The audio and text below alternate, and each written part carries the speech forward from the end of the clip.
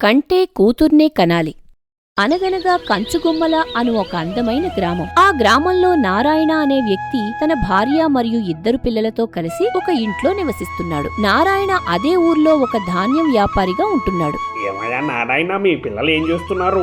మా అబ్బాయి డిగ్రీ ఆఖరి సంవత్సరం చదువుతున్నాడు. ఇక అమ్మాయి ఏమో ఇంటర్తో చదువు ఆపించేశాం. అదేంటది, మీ అమ్మాయి బాగా చదువుతుంది కదా, పైగా 10వ తరగతిలో మండలం ఫస్ట్ కూడా వచ్చింది. అసలు అమ్మాయిలకి పై చదువులు ఎందుకండి, మనకు వారసుడంటే అబ్బాయే.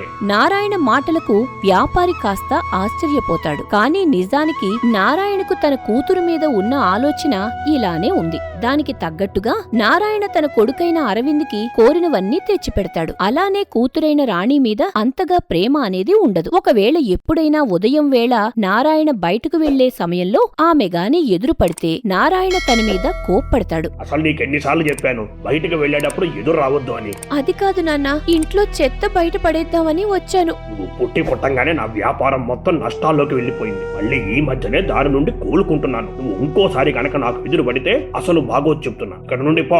నారాయణ మాటలకు రాణి బాధపడుతుంది. అదే సమయంలో అరవింద్ తన తండ్రి వద్దకు వచ్చి డబ్బులు అడుగుతాడు. అప్పుడు నారాయణ ఎందుకు ఏంటని ఆరా తీయకుండా డబ్బులు ఇచ్చి వెళ్లిపోతాడు. ఆ తర్వాత రాణి బాధగా ఇంట్లోకి వెళ్లగా విషయం తెలుసుకున్న తల్లి ఓదార్చే ప్రయత్నం చేస్తుంది. నువ్వేం బాధపడకు తల్లి, ఆయన ఏదో పని ఒత్తిడి వల్ల అలా మాట్లాడుంటారు. మరేం పర్లేదమ్మా, నాకు చిన్నప్పటి నుంచి అలవాటే కదా. కానీ ఎందుకని నేనంటే నాన్నకంత కోపం? నువ్వు పుట్టిన తర్వాత కొన్ని కష్టాలొచ్చాయి తల్లి. బహుశా ఆ ప్రభావం వల్లే ఆయన నీ మీద కోపం పెంచుకుని ఉంటారు. అప్పటి పరిస్థితులకు నేనెలా కారణమవుతానమ్మా? నా జీవితంలో నేను ఎప్పటికీ నాన్న ప్రేమను పొందలేనని అర్థమైంది అని రాణి బాధగా అక్కడి నుండి వెళ్లిపోతుంది. ఇదిలా ఉండగా అదే గ్రామానికి చెందిన మల్లేశం అనే వ్యక్తి గర్భవతిగా ఉన్న తన భార్యతో ఒక చిన్న ఇంట్లో నివసిస్తున్నాడు. మల్లేశం రోజువారీ కూలి పనులు చేస్తూ పుట్టబోయే బిడ్డ కోసం దాస్తున్నాడు. ఒకరోజు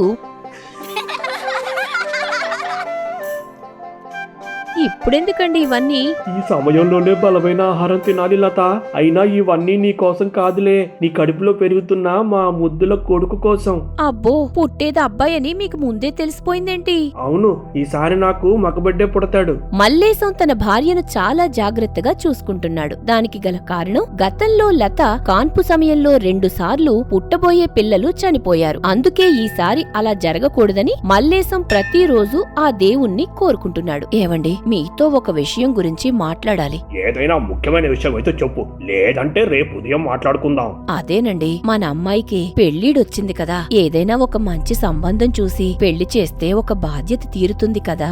ఏ పని ఎప్పుడు చేయాలో నాకు బాగా తెలుసు గాని నువ్వే నాకు బాధ్యతలు గుర్తు చెయ్యొద్దు. నారాయణ మాటలను బట్టి తమ బిడ్డకు పెళ్లి చేసే ఉద్దేశ్యం లేదని అర్థం చేసుకుంటుంది. మరోవైపు బాగా చీకటి పడిన తరువాత అరవింద్ తన స్నేహితులతో తిరిగి ఇంటికొస్తాడు. అదే సమయంలో అరవింద్ కోసం హాల్లో ఎదురు చూస్తున్న రాణి ఒక ప్లేట్లో భోజనం పెట్టి తీసుకొస్తుంది.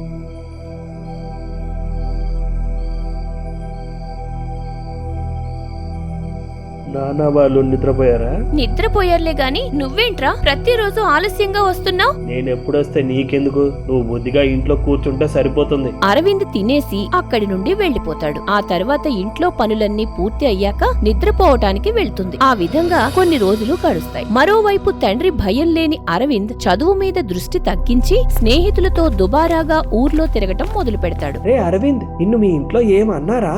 మా ఇంట్లో నేనేరా కింగ్, నన్ను మా డాడీ ఏమనరు. సూపర్ రా మామ. సరేలే గాని ఇక్కడికి దగ్గరలో ఏవో జూదం ఆటలు జరుగుతున్నాయంట, వెళ్దామా? జూదమా? అవునరా, మనం కాని 100 రూపాయలు పెడితే 1000 రూపాయలు అవుతాయి. దాంతో మనం పార్టీ చేసుకోవచ్చు. అరవింద్ తన స్నేహితుల మాటలు విని జూదం ఆడటానికి ఒప్పుకుంటాడు. అలా వారంతా జూదం జరిగే చోటు వద్దకు చేరుకుంటారు. ఆ సమయంలో వారిని ఆకర్షించే విధంగా కొన్ని మాటలు వినిపిస్తాయి. రండి బాబు రండి, రండి బాబు రండి, మీ అదృష్టాన్ని పరీక్షించుకోండి. ఈ ఆటలో డబ్బులు పెట్టి మీ డబ్బులు రెట్టింపు చేసుకోండి. రే పదరా, మనం వెళ్ళి అక్కడ ఆడదాం. సరే పదండి. ఈ రోజు డబ్బులన్నీ రెట్టింపు చేసేద్దాం. బహుశా అరవింద్ తన జీవితంలో చేసిన మొదటి తప్పు ఇదే అనుకుంటా. ఆ రోజు జూదం ఆడటం మొదలుపెట్టిన తరువాత అరవింద్కి డబ్బులు రావటం మొదలయ్యాయి. దాంతో అరవింద్ సంతృప్తి చెందలేదు. అలా రోజు మొత్తం అదే చోటులో ఆడుతూ డబ్బులన్నీ పెడతాడు. చివరిగా తాను గెలుచుకున్న డబ్బులతో పాటు తన బంగారు గొలుసు కూడా ఆటల్లో పోగొట్టుకుంటాడు. నువ్వేం బాధపడకురా, కొన్నిసార్లు ఆటలో అలాగే ఓడిపోతారు. నేను మాత్రం ఈ ఓటమిని ఒప్పుకోనరా. రే అరవింద్, ఏం చేయబోతున్నావురా? చూస్తూ ఉండండి, నేను పోగొట్టుకున్న డబ్బులన్నిటిని తిరిగి రప్పించుకుంటాను అని అరవింద్ తన స్నేహితులతో మాట్లాడి అక్కడి నుండి వెళ్లిపోతాడు. మరోవైపు గుడికి వెళ్లిన రాణి గర్భవతిగా ఉన్న లతను కలుస్తుంది. ఆ తరువాత కాసేపు వారిద్దరూ చాలా విషయాల గురించి మాట్లాడుకుంటారు. ఏమైందక్కా, ఉన్నట్టుండి సైలెంట్ అయిపోయావు? అదేం లేదు రాణి, నాకు మగబిడ్డ పుడతాడని మా ఆయన ఎంతగానో ఆశపడిపోతున్నారు. ఒకవేళ అమ్మాయి కాని పుడితే ఆయన ఎలా ప్రవర్తిస్తారా అని ఆలోచిస్తున్నాను. ఇందులో ఆలోచించడానికి ఏముందక్కా, నువ్వు ఆ దేవుణ్ణి మగపిల్లాడిని ఇవ్వమని కోరుకో, లేదంటే నాలాంటి జీవితాన్ని గడపాల్సొస్తుంది. లతకు నారాయణ ప్రవర్తన గురించి తెలుసు కాబట్టి రాణి మాటల్లో బాధను గ్రహించి ధైర్యం చెబుతుంది. మరోవైపు అరవింద్ ప్రవర్తనలో రోజురోజుకి మార్పు వస్తుంది. అదే విధంగా ఇంట్లో వాళ్లకి తెలియకుండా బీరువాలో నుంచి డబ్బులు దొంగతనం చేయటం నేర్చుకుంటాడు. అలా దొంగిలించిన డబ్బులన్నీ తీసుకెళ్లి జూదంలో పెట్టడం అలవాటుగా మార్చుకుంటాడు. ఒక రోజు నారాయణ ఎవరికో డబ్బులు ఇవ్వాల్సి వచ్చి బీరువా తెరిచి చూస్తాడు. అప్పుడు బీరువాలో డబ్బులు తక్కువగా ఉండడంతో కోపంగా హాల్లోకి వచ్చి భార్యని పిలుస్తాడు. ఏమైందండి, ఎందుకలా అరుస్తున్నారు? వాళ్ళ డబ్బులు పెట్టాను, నువ్వు కానీ తీసావా? నేనెందుకు డబ్బులు తీస్తానండి? అయినా ఇంట్లో ఉండేదాన్ని, నాకేం అవసరం ఉంటుంది? అలాగైతే ఈ పని చేసింది ఎవరై ఉంటారు అని నారాయణ ఆలోచిస్తూ తన బిడ్డ రాణి మీదకు అనుమానం మళ్లుతుంది. దాంతో కూతురు కోసం వెతుకుతుండగా ఇంటి బయట ఎవరికో డబ్బులు సాయం చేయటం చూస్తాడు.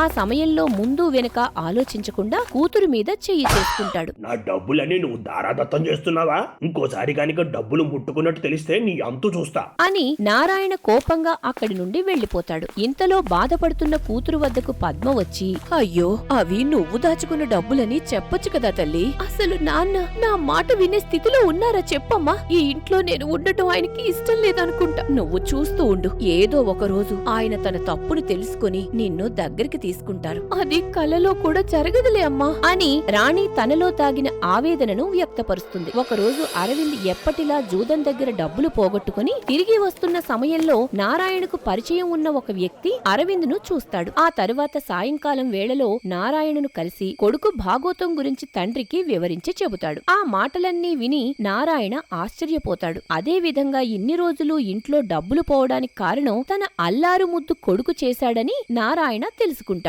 అరవింద్, ఒకసారి ఆగు. ఏంటి చెప్పండి నాన్న, నువ్వు ఇంత సమయం వరకు ఎక్కడికి తిరిగి వస్తున్నావు? నారాయణ అడిగిన ప్రశ్నకు అరవింద్ ఏమీ సమాధానం చెప్పకుండా మౌనంగా నిలబడి ఉంటాడు. దాంతో సహనం కోల్పోయిన నారాయణ, నువ్వు చేసే పనులు నాకు తెలియవనుకుంటున్నావా?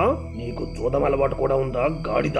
నారాయణ మాటలకు పద్మ వాళ్లు కంగారుగా వస్తారు. నీ గురించి ఎంతో గొప్పగా అనుకున్నాను కదరా, కానీ నువ్వేమో వ్యసనాలకు అలవాటు పడి డబ్బులన్నీ తగలేస్తున్నావు. ఏంటి నాన్న, ఊరుకుంటే ఓ రెచ్చిపోతున్నా? నేనేమైనా ఆశ పెట్టుకోమని చెప్పానా? రే చిన్న, ఏంట్రా ఆ మాటలు? నువ్వు ఊరుగా అమ్మా, నీకేం తెలీదు. అయినా సంపాదించిన డబ్బు మొత్తం ఏం చేసుకుంటారేంటి? ఇంకోసారి నన్ను ఇలా నిలదీసే ప్రశ్నలు అడిగితే అస్సలు బాగోదు చెప్తున్నా. ఆ విధంగా అరవింద్ ఎదిరించి మాట్లాడటంతో నారాయణ మౌనంగా నిలబడిపోయి ఉంటాడు. నిజానికి కొడుకు మీద నారాయణ ఎన్నో ఆశలు పెట్టుకున్నాడు. కానీ ఈ రోజుతో ఆశలన్నీ ఆవిరైపోయాయి. అలా కొన్ని రోజులు గడుస్తాయి. మరోవైపు నారాయణ తన బిడ్డ విషయంలో ఎక్కువగా ఆలోచించి అనారోగ్యం పాలవుతాడు. అప్పుడు వైద్యులు వచ్చి నారాయణను పరీక్షించగా, చూడండి నారాయణ గారు, మీరు ఏదో విషయం గురించి ఎక్కువగా ఆలోచిస్తున్నారు. కాబట్టి కొన్ని రోజుల పాటు విశ్రాంతి తీసుకుని నేను రాసిచ్చిన మందులను వాడితే తిరిగి మామూలు మనిషి అవుతారు. ప్రస్తుతం ఏ ఇబ్బంది లేదు కదా డాక్టర్ గారు? మరేం పర్లేదండి. కాకపోతే ఆయనకు ఇబ్బంది కలిగించే విషయాలేం చెప్పద్దు. సరే అండి, మీరు చెప్పినట్టే చేస్తాం. ఆ రోజు నుండి నారాయణ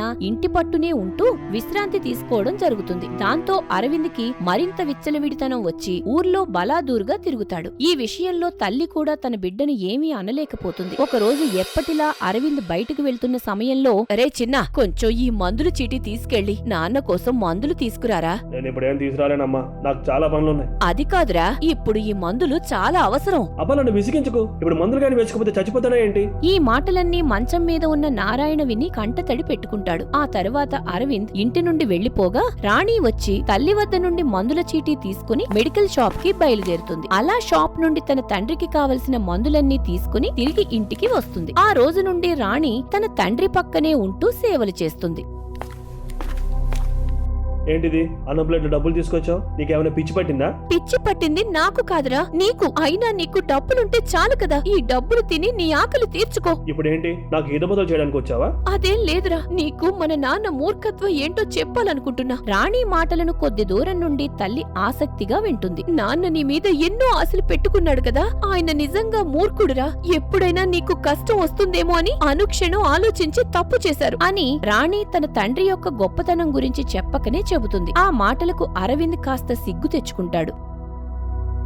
నిన్ను చూస్తుంటే చాలా గర్వంగా ఉంది తల్లి. కొన్ని నెలల వ్యవధిలో నారాయణ ఆరోగ్యం కోలుకుంటుంది. దానికి ముఖ్య కారణం రాణి. అలా ఆరోగ్యం నుండి కోలుకున్న తండ్రిని చూసి రాణి ఎంతగానో సంతోషిస్తుంది. ఈ రోజున ఒక విషయంలో నేను క్షమాపణ అడగాలి.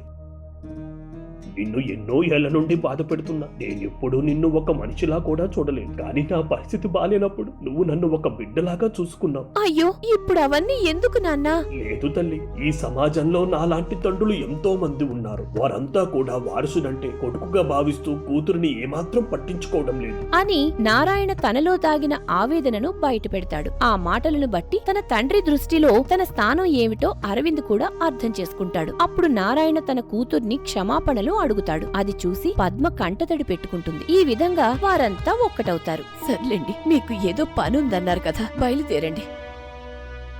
రాణి, నేను బయటకు వెళ్తున్నా, నువ్వు కాస్త ఎదురొస్తావా? వస్తానన్నా. రాణి ఎదురొచ్చిన తరువాత ఇంటి నుండి బయలుదేరుతాడు. ఏమంటావు శ్రీమతి గారు, ఏంటి అంత దీర్ఘంగా ఆలోచిస్తున్నావు? ఏం లేదండి. అబ్బా పర్లేదు, ఏంటో చెప్పు. అదేనండి, మీరు ఎప్పుడు మగబిడ్డ పుట్టాలని కోరుకుంటున్నారు కదా, ఒకవేళ మనకి గాని ఆడపిల్ల పుడితే? అయ్యో పిచ్చి పెళ్ళామా, మనకు పుట్టేది మగపిల్లాడైనా ఆడపిల్లైనా ఒకటే. నిజం చెప్పాలంటే ఒక ఆడపిల్ల 10 మంది మగవాళ్లతో సమానం. ఉదయాన్నే లేచి ఇంట్లో పనులన్నీ చెయ్యాలి. ఆ తర్వాత ఎవరికి ఏ అవసరాలు ఉన్నాయో తెలుసుకొని వాటిని తీర్చాలి. భవిష్యత్తులో తల్లిదండ్రులను తమ పిల్లలుగా చూసుకుంటారు. అందుకే పెద్దలంటారు కంటే కూతురునే కనాలి అని. ఆ మాటలకు లతా మనస్సు కాస్త కుదుట పడుతుంది. అదే విధంగా అరవింద్ మంచిగా తన చదువును సాగిస్తాడు. మరోవైపు నారాయణ మునుపటిలాగా కాకుండా తన కూతురుతో ప్రేమగా నడుచుకుంటాడు. ఈ విధంగా రాణి ఒక మంచి కూతురుగా పేరు తెచ్చుకుంది.